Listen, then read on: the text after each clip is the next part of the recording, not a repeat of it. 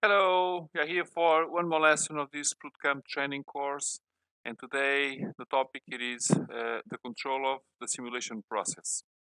We've seen in the previous video this same part, some topics about the simulation regarding the CL data and information of the program itself.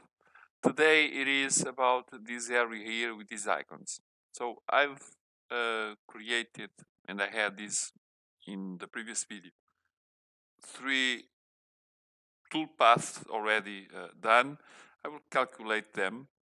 Okay, no big issues. Let me calculate the other one,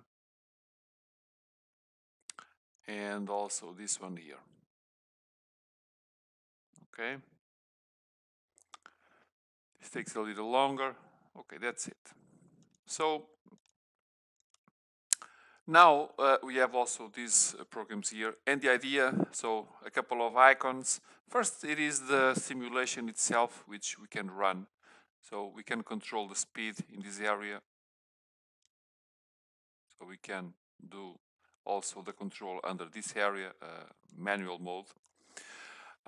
We have controls for run, stop, forward or backward. So if I say this, I will start doing the simulation and the program runs. I can also control this under these 3 icons. So this first one runs the simulation for this operation, and you see the result. For sure that we need to have this machining result visibility and the parts and so on, all these things around. We can simulate up to the current operation. So we can do the simulation. Let us minimize this. So I can do this up to made only the first one, but if I click on this one up to, okay, then it passes the second operation, and I can do the simulation of all operations. Okay, then I have the quality of what is being simulated. This quality, it can be higher or lower. It depends on what we want. It depends on your machine, because if we set very high quality or another result algorithm, then it probably this solid, it will take a little more time. Okay, it depends on the complexity of the part. Then we can also work with the toolpath tolerances and parameters, so we can deal a little about this. We can save the simulation result into an STL file, and then it can be used as a comparison in CAD. We can reset the workpiece, and it will return to the normal state. And the function that called delete chips in simulation result. Then we can also activate this smooth simulation or not. This one in here, it is another simulation mode which can be also set. Okay.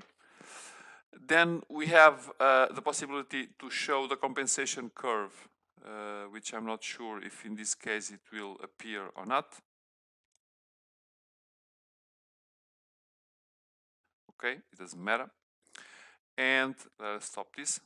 And we can have all of these icons on, because they will make checks. This first one, if code lines gouge, this for the machine gouge, and this for holder gouge. Okay, so if something strange happen, then having this activated, it will make a warning or make a mark, whatever.